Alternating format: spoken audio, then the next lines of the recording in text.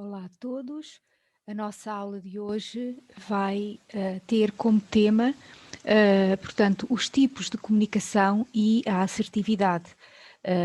E, portanto, vamos procurar descrever as características da comunicação verbal e não verbal e a sua importância para o profissional de saúde, especificamente a comunicação não verbal e a importância da comunicação não verbal para o profissional de saúde,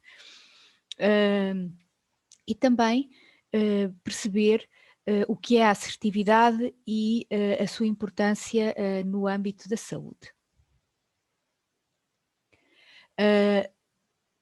Já vimos ao longo destas aulas de comunicação em saúde quão importante é a comunicação interpessoal, tanto do ponto de vista verbal como não verbal, porque potencia a eficácia do cuidar em saúde. É especialmente importante para profissionais cuja ação terapêutica está intimamente relacionada ao corpo e ao movimento, como é o caso dos fisioterapeutas, porque permite melhorar de forma relevante os relacionamentos pessoais ou profissionais.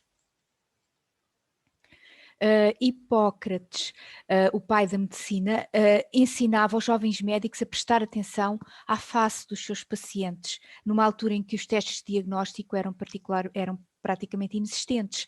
Esta recolha de informação clínica face a face tornou-se a base do diagnóstico moderno. Portanto, enquanto profissionais de saúde, a prática de analisar o comportamento não verbal dos vossos pacientes é uma fonte de informação preciosa. E especificamente porque em praticamente todas as áreas de cuidado de saúde existe um envolvimento do contacto cara a cara. É uma fonte de recolha de informação muito importante. E é importante também não esquecerem que as interações em contexto de saúde são diferentes das interações no, num, num, eh, em outros contextos, não é? É um contexto muito específico em que o profissional de saúde tem mais poder, mais conhecimento e mais prestígio do que o seu paciente, que normalmente está numa situação vulnerável, que está a revelar detalhes pessoais sobre si próprio, muitas vezes sem o querer, muitas vezes sem, portanto, com roupa, com uma bata ou portanto, com pouca roupa, porque precisa de ser examinado, e portanto tudo isto desencadeia uma considerável ansiedade, considerável e compreensível ansiedade. Portanto, é uma interação única e por isso mesmo deve ser cuidadosamente efetuada pelo profissional de saúde. E o fisioterapeuta ainda com mais responsabilidade, porque tem uma proximidade muito acentuada com os seus pacientes. A comunicação não verbal é uma área a que deverão dar especial atenção, em relação ao vosso paciente, mas também em relação à vossa própria comunicação não verbal. Portanto, devem estar conscientes da forma como estão a comunicar e devem estar conscientes das mensagens que o vosso paciente transmite do ponto de vista não verbal, precisamente porque é através destes comportamentos não verbais que são expressas as emoções, tanto do profissional como do seu paciente. Estes sinais não verbais são utilizados muitas vezes para complementar a informação verbal, mas também às vezes para contradizer a mesma. Em caso de conflito entre a mensagem verbal e a não verbal, salienta-se ou passa a não verbal. Quando alguém ouve uma mensagem e vê os sinais não verbais que não são congruentes com a mensagem verbal, a mensagem que passa é mensagem não verbal. Portanto, a importância, de facto, do nosso comportamento é muito grande. É a comunicação não verbal que dá a credibilidade ao discurso e portanto, é fundamental que os profissionais de saúde consigam dar atenção a estes aspectos relevantes, caso contrário, informação importante vai escapar-lhes com as consequências previsíveis, com as consequências negativas previsíveis no seu processo terapêutico. A comunicação não verbal está direcionada para o significado das palavras. Existe a comunicação verbal escrita, nos livros, nos jornais, e oral, nos diálogos, no rádio, na televisão. Dentro desta componente verbal existe a paraverbal ou a paralinguística, que influenciam também a forma como a mensagem é compreendida, nomeadamente o volume da voz, a fluência e a clareza do discurso, a duração das intervenções, pausas e silêncios e tempo de espera pela resposta. A comunicação não verbal é preponderante sobre a verbal, tal como já vimos, e também, como já vimos, portanto, é a mensagem, o conteúdo não verbal é aquele que é captado face ao verbal, e é através dos sinais não verbais que se consegue mais facilmente transmitir empatia e respeito e compreensão, sobretudo, portanto, algumas skills de que já falámos na aula anterior, mas também assertividade. Porque a função da comunicação não verbal é a de expressar emoções e sentimentos, apoiar e complementar a comunicação verbal, regular as trocas interativas, ajudar a manter os laços com os outros, manter a autoimagem, apresentar-se aos outros, etc. Tem uma função social acentuada e, por isso mesmo, permite que o fisioterapeuta escolha estratégias de ação mais adequadas. Através da análise do comportamento não verbal do seu paciente, ele consegue perceber melhor o que se passa com o mesmo e traçar linhas de ação adequadas. Também se encontra nas mensagens paraverbais, nomeadamente o choro, o gaguejo, e também não verbal, como a postura corporal, o contacto ocular, toque, proximidade, etc. E já vamos detalhar um pouco mais estas componentes. As dimensões da comunicação não verbal são os gestos, que podem ser tranquilos ou mais bruscos. No caso do fisioterapeuta, portanto, a tranquilidade dos gestos é importante. Os gestos reforçam a mensagem verbal, têm diferentes significados em diferentes culturas, portanto, devem estar particularmente atentos à forma como os vossos gestos transmitem informação aos vossos pacientes, e devem ter a capacidade de analisar os gestos dos vossos pacientes.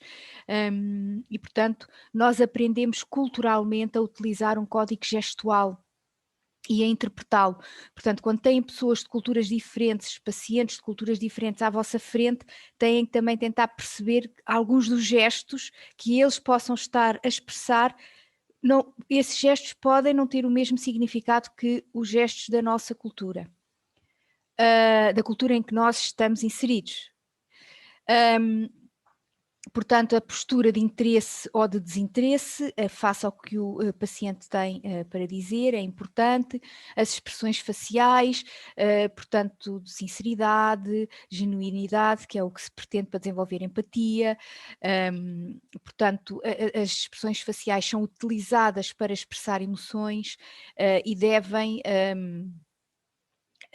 portanto, vocês devem saber interpretar essas expressões faciais também no vosso paciente, porque vão recolher daí muita informação, como já vimos. E o sorriso, que também pode ser um sorriso neutro, um sorriso simpático, pronto, qualquer uma destes comportamentos não verbais, tais como o sorriso, têm que ser utilizados comedidamente, com moderação, porque têm que perceber que às vezes os vossos pacientes também podem não estar com muita vontade de sorrir, portanto, podem estar doentes, deprimidos, ansiosos, etc. Têm que ter também sensibilidade a este respeito. O olhar, o contacto ocular é importante para a assertividade, para mostrar a nossa opinião.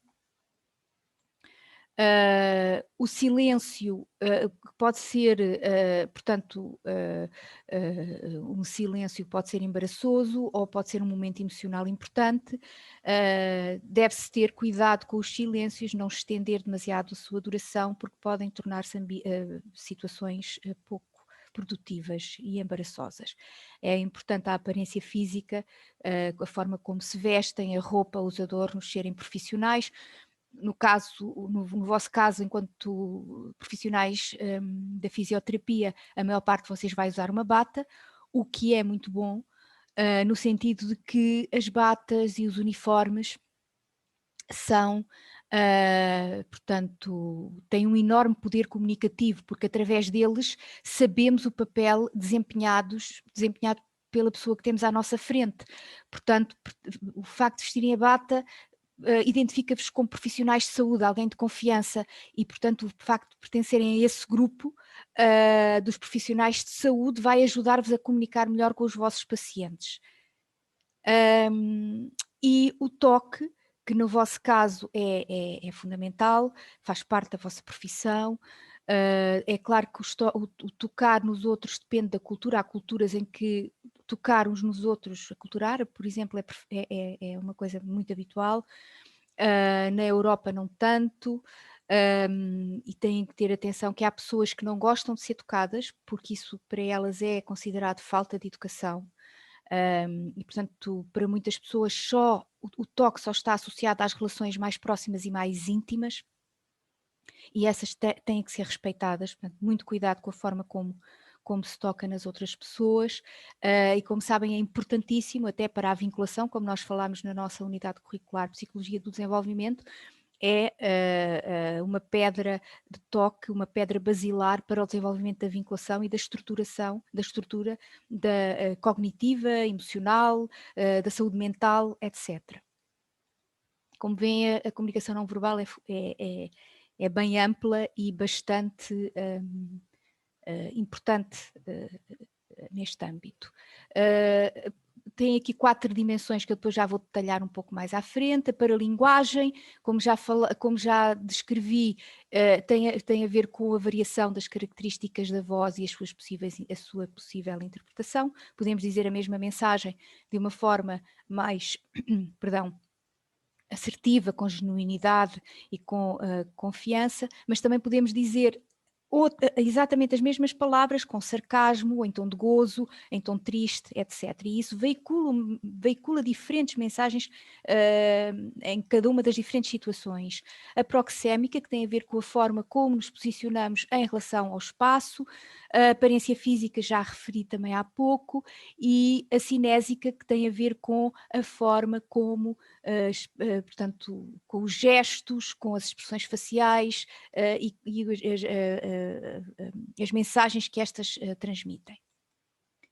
E agora, de uma forma mais detalhada, os sistemas de comunicação não verbal, vimos que temos o sinestésico, que compreende o subsistema gestual e postural, o subsistema ocular e o subsistema de contacto, o proxémico, que tem a ver com o espaço pessoal e territorialidade, o cronémico, que tem a ver com o tempo, monocrómico, policrómico, o diacrítico e o paralinguístico. E já vamos ver um pouco mais em detalhe o que cada um deles compreende. O sistema sinestésico está relacionado com o movimento e divide-se em subsistema gestual e postural, que tem a ver com os movimentos fugazes, as expressões faciais, as posturas, que consistem em comportamentos não verbais mais estáveis, incluindo a forma como estamos em pé, como caminhamos.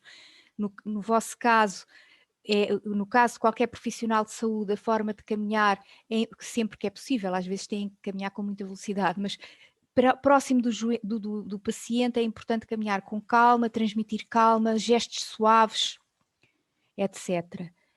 Olhar diretamente para o seu paciente, mas sem ser em excesso, de uma forma natural. e o contacto que diz respeito ao toque pode transmitir uma forte carga emocional, mas como vimos anteriormente, para algumas pessoas o toque não é algo desejável, é algo que pode ser mal interpretado. Portanto, têm que ter a sensibilidade de perceber que tipo, até que ponto, e vocês conseguem ver isso através da linguagem não verbal, até que ponto é que o doente se sente à vontade com o toque. A linguagem cinésica é a linguagem do corpo, desde os gestos manuais aos gestos das mãos e da cabeça. As configurações faciais também podem transmitir diferentes emoções que são facilmente identificadas, desde a alegria, a raiva, o nojo, a surpresa, o desprezo, o interesse. E todos nós identificamos estas emoções de uma forma instintiva, porque aprendemos a fazê-lo desde pequenos. É claro que podemos estar mais ou menos conscientes desta nossa identificação, mas um profissional de saúde deve ir treinando o seu poder de observação e a sua argúcia na identificação destas emoções. Depois a tactésica, como referi, portanto, importantíssimo em tudo o que envolve a comunicação táctil, portanto, e é também uma forte fonte de informação e uma forte forma de vocês passarem informação. Por exemplo, ao apertarem a mão a um paciente, vocês estão a transmitir informação, estão a recolher informação. Podem apertar a mão de uma forma firme e transmitem confiança e profissionalismo, e o paciente até pode apertar a mão de uma forma mais débil, porque se sente débil ou porque não está muito à vontade ou porque sente falta de confiança. E aqui vocês estão a recolher informação em relação a esta situação. Depois o sistema proxémico, que diz respeito, como vimos anteriormente, ao estudo dos padrões culturais que usamos para construir e perceber o espaço social e pessoal.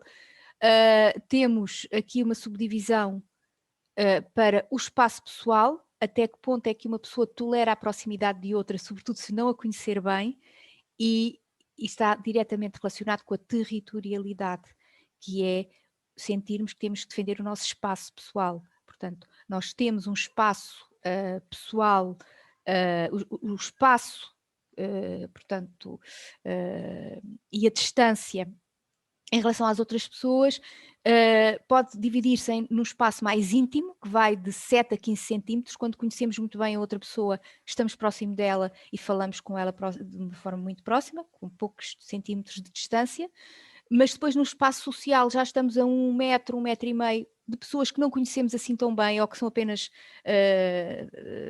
portanto, pessoas que não têm uma intimidade muito grande connosco, e depois no espaço público, que pode a distância entre os indivíduos ser entre 2 a 30 metros. Portanto, vocês entram no espaço pessoal das outras pessoas, e para algumas pessoas o estar muito próximo de outra é profundamente ansiogénico. Porque foram educadas assim, porque é uma questão cultural, porque têm uma manifestação instintiva muito forte de territorialidade, portanto não tenham muita consciência que vocês vão entrar no espaço pessoal dos vossos pacientes, e isso muitas vezes manifesta-se de uma forma não verbal.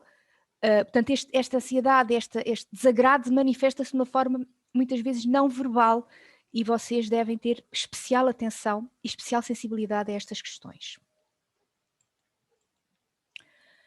Depois, o sistema cronémico é o sistema portanto, que diz respeito à gerência do tempo. Tem, portanto, um subsistema monocrómico em que o tempo é usado de uma forma rígida, sobretudo na cultura europeia, e policrómico, que diz respeito mais às culturas árabes e latinas, em que o tempo é utilizado de forma mais flexível, mais indiferenciada, e portanto nós estamos habituados a trabalhar num sistema monocrómico e devem ter atenção às questões da pontualidade, etc., na vossa prática profissional. O diacrítico tem a ver com os códigos de vestuário, com o cuidado da imagem, já falámos, o paralinguístico também, e qualquer um destes subsistemas, em qualquer um destes subsistemas vocês vão fazer recolha de informação. Fazem de uma forma inconsciente. Nós fazemos-lo inconscientemente, não precisamos de pensar muito. No entanto, enquanto profissionais de saúde, vocês vão estar mais atentos a estes pormenores e devem fazê-lo, mas devem ter sempre em atenção que o contexto do paciente é o mais importante, isto é, vocês devem analisar todos estes parâmetros de acordo com o contexto do vosso paciente. Não devem ser analisados de forma selvagem. O contexto do vosso paciente deve ser sempre a vossa referência ao analisarem estas características, estes parâmetros, e também vocês devem analisar estes parâmetros e estas características, estas componentes não verbais no vosso próprio comportamento profissional, tendo em conta o contexto em que vão trabalhar. Portanto, é aqui uma relação bionívoca. Os componentes não verbais são fundamentais, como vocês já perceberam, para expressar empatia, para vocês conseguirem expressar, mostrar escuta ativa, que estão a escutar ativamente, que estão a expressar empatia, mas também para terem um comportamento assertivo. Para terem um comportamento assertivo. E vamos ver o que é a assertividade e a importância da assertividade para o profissional de saúde. A assertividade está num contínuo entre a passividade, em que o indivíduo respeita os desejos dos outros, mas não se respeita a si próprio, e a agressividade, em que o indivíduo só respeita os seus desejos e não tem em conta aquilo que os outros pretendem. A assertividade está digamos, no ponto médio entre estes dois polos mais extremos. E é desejável que um profissional seja assertivo. E vamos, primeiro que tudo, definir a assertividade, que foi em 1971 que Arnold Lazarus, que foi um psicólogo, definiu a assertividade como a capacidade para recusar e elaborar pedidos, pedir favores, expressar sentimentos negativos e positivos, portanto uma competência extremamente útil. Vocês têm aqui o link para o Instituto do Dr. Lazarus, se quiserem investigar e ver o trabalho dele. E outra definição é que a assertividade consiste na defesa dos direitos pessoais e expressão de pensamentos, sentimentos e crenças de forma direta, honesta e apropriada, de modo a respeitar os direitos dos outros. Este é o que é muito interessante e importante nestas definições e no trabalho de Lazarus e de Ellis e de outros psicoterapeutas, é que é uma competência que pode ser aprendida. Não é um traço de personalidade. Nós não nascemos, portanto, com esta capacidade. Nós podemos aprendê-la. E pode-se aprender através de um treino assertivo, que tem duas competências fundamentais: por um lado, coordenação das perspectivas entre a pessoa e o seu interlocutor, e por outro, uma flexibilidade destes pontos de vista. Outra definição é que a assertividade é a ação direta, firme e positiva, e que, quando necessário, é persistente, que promove a equidade nas relações pessoais. Portanto, muito útil para um profissional de saúde que seja client-oriented, orientado, o seu trabalho esteja orientado na pessoa, orientado para a pessoa, baseado na pessoa, no seu cliente, no seu paciente, e que pretenda estabelecer uma relação de parceria com o seu paciente. Portanto, permite agir tendo em vista os melhores interesses do próprio, defender-se sem ansiedade excessiva, exercer os seus direitos pessoais, mas também não nega os direitos dos outros e expressa honesta e confortavelmente os seus próprios sentimentos. Portanto, é uma capacidade muito útil não só no trabalho, como fora dele. E aprende-se. Para compreender bem a assertividade, é preciso também compreender que existem diferentes estilos de resposta. Vimos no início que existem respostas passivas e respostas agressivas também, e que de facto nós temos um conjunto de respostas no nosso repertório comportamental de vários tipos. Nós não somos sempre assertivos, não é? Também às vezes somos agressivos, outras vezes somos mais passivos, e eu penso que todos nós vamos equilibrando um pouco mais estas respostas de acordo com o contexto em que estamos. Às vezes somos mais passivos porque estamos num ambiente mais autoritário, outras vezes somos mais assertivos porque percebemos que nesse ambiente conseguimos sê-lo. Portanto, nós também vamos ajustando o estilo de resposta ao contexto, mas um profissional de saúde deve tentar trabalhar ativamente para a assertividade. Isso trabalha-se e aprende-se. O estilo de resposta passivo que se caracteriza-se sobretudo por uma ausência da expressão dos seus sentimentos. Portanto, a pessoa passiva não defende os seus direitos pessoais, porque foi educada no sentido de evitar conflitos a todo custo, porque foi ensinada que assertividade e agressividade são a mesma coisa, porque sente que tem que ser bem educada e, portanto, confunde um pouco o que é ser bem educado com ser, portanto, passivo. Passividade e boa educação são exatamente a mesma coisa muitas vezes para estas pessoas. Portanto, dá mais atenção aos direitos dos outros. No entanto, isto também tem a ver com o contexto em que está inserida, está bem? E com a forma como foi, como eu disse, educada. A pessoa agressiva, pelo contrário, desvaloriza completamente os interesses e os direitos dos outros, impõe de forma peremptória os seus direitos são mais importantes, o seu ponto de vista é mais importante, portanto, é sarcástica, às vezes os bullies são assim, bullying às vezes é um pouco assim, um pouco não, é muito, acusa os outros, culpabiliza os outros, é muitas vezes insultuoso, ameaçador, fala alto, interrompe, e portanto é alguém que num local de trabalho muitas vezes vai acabar por não estabelecer relações de alianças com os outros, com os colegas e com outros profissionais e muitas vezes os seus pacientes não vão aceitar este tipo de atitude, vão afastar-se, não vão às consultas, ou então algum paciente que também responde da mesma maneira e, portanto, muita atenção a isto. Pelo contrário, a comunicação assertiva caracteriza-se pela coordenação de perspectivas entre o próprio e o seu interlocutor, em que os direitos de ambos são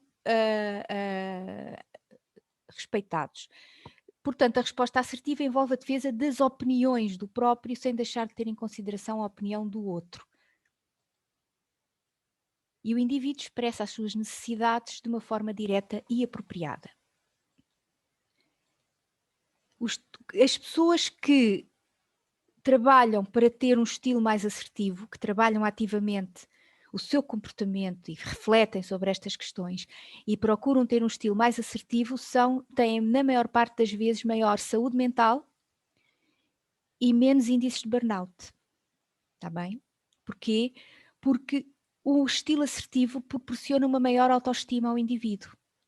Ele sente-se mais responsabilidade e tem uma maior satisfação nos relacionamentos e mais facilmente consegue alcançar objetivos. E também mais facilmente é eficaz nas suas intervenções. Porquê? Porque os outros que o rodeiam, doentes, colegas, etc., vão respeitá-lo mais. Vão respeitá-lo, vão gostar mais dele e vão facilitar o seu trabalho. Vão contar com ele. E ele ou ela vão, de facto, ter uma maior autoestima e menos índices de burnout. Portanto, o estilo assertivo não tem só a ver com ser mais eficaz do ponto de vista terapêutico. Tem grandes vantagens, isto tem evidência científica, tem grandes vantagens para também a saúde mental do fisioterapeuta e de outros profissionais de saúde. Portanto, do estilo assertivo, algumas características é a afirmação pessoal com respeito ao seu interlocutor, contacto visual, lá está, comunicação não verbal, um volume de voz audível, firme e modulado, com uma expressão de sentimentos adequada, uma gestualidade adequada às diferentes situações interpessoais, uma postura comedida, portanto, uma postura profissional e sensata, sem ser submisso ou desafiante, defesa dos seus próprios direitos, sem desrespeitar os direitos dos outros. E também, isto é fundamental vocês terem em mente que para manutenção da saúde mental, o profissional de saúde deve ter em mente que os seus direitos de afirmação pessoal. Portanto, deve ter em mente, eu tenho nas últimas sessões colocado sempre a tónica, ou procurado colocar sempre a tónica nos direitos dos vossos pacientes, na forma como se devem dirigir aos vossos pacientes, a expressão da empatia, a escuta ativa, etc. Mas vocês também têm direitos, como sabem, de afirmação pessoal. Têm aqui alguns deles, para mim, todos eles são importantes, mas talvez dizer aqui o número 3, que para mim é importante, em quem vai trabalhar num contexto de saúde, com profissionais diferentes, com pacientes muito diversos. Para mim, o número 3 é muito importante. Tenho o direito de ser tratado com respeito, como um ser humano inteligente, capaz e igualitário. Ou seja, sou igual a qualquer pessoa, neste sentido de que tenho direito a ser bem tratado, tenho direito a ser tratado com respeito, tenho direito a ser tratado como alguém capaz. Está bem? Porque, como sabem, muitas vezes no contexto de saúde e noutros contextos, no contexto profissional, é fácil existirem situações em que nos estão a desvalorizar ou que nos estão a tratar mal, ou até pode acontecer serem mal educados com o profissional de saúde. E é importante perceberem e sentirem no vosso âmago que têm o direito de ser tratados com respeito, e a vossa postura, até não verbal, deve transmitir esta verdade, não é? Vocês têm o direito a que toda a gente vos respeite como seres humanos, inteligentes, capazes e igualitários. Só aqui dar-vos uma breve e muito sintética noção do que é um treino de assertividade. Este treino é baseado na terapia racional e emotiva do Albert Ellis. Se vocês tiverem tempo, vejam o vídeo que eu vos coloquei de uma entrevista do Ellis, portanto, sobre a terapia racional e emotiva. Ele era uma pessoa muito direta, muito confrontante. Eu, durante a minha formação como psicoterapeuta, também vi vários vídeos dele, não vi este que eu vos mostrei, mas vi outros dele a entrevistar e a fazer psicoterapia a uma paciente, e portanto ele é muito confrontante e até um pouco agressivo às vezes, portanto é mais do que assertivo às vezes. Houve muita coisa com a qual eu não concordei, eu nem concordo, mas acho que se tiverem interesse pronto, vale a pena ver a entrevista, são alguns minutos só, e basicamente o treino assertivo consiste em trabalhar as crenças do indivíduo, perceberem em que é que o indivíduo acredita e tentar, através da modificação destas crenças, modificar o seu comportamento. Tem aqui o Ellis, porque para ele as crenças que os indivíduos possuem acerca dos acontecimentos influenciam a realidade em que o indivíduo se movimenta. Portanto, para ele a perturbação emocional não vem dos acontecimentos que estamos a vivenciar, vem da forma como percepcionamos esses acontecimentos. Portanto, que crenças é que temos em relação a esses acontecimentos? E as crenças irracionais são, digamos que, as responsáveis por estas perturbações emocionais, são crenças irracionais de caráter absolutista. Eu tenho que, I must, ou I should, são os musts e os shoulds, ou seja, eu tenho que ser sempre muito bem tratado, eu tenho sempre que atingir os meus objetivos. Estas crenças irracionais de que em todas as situações, basicamente, temos que ser perfeitos ou temos que ser outra coisa qualquer, são o que provoca a perturbação emocional, quando depois a realidade nos mostra que não é bem como nós imaginamos, que as coisas não se passam bem como imaginamos. Portanto, e é isto para ele que está na origem da falta de assertividade. E pronto, tem aqui uma síntese do que é um treino assertivo, identifica-se a área em que existe um déficit, por exemplo, uma pessoa que tem dificuldade em relacionar-se com as suas chefias, analisam-se os fatores que impedem o indivíduo de se expressar de forma adequada e depois tenta-se modificar as crenças sobre esses fatores. E depois, no final, ensaiam-se as respostas. Ensaia-se, há um ensaio comportamental. As pessoas treinam a forma como falam, como se expressam, como a sua postura, através de roleplay, primeiro com o terapeuta, no meio protegido, e depois mais tarde começa a tentar aplicar de forma gradual os seus, digamos, a sua aprendizagem em situações reais.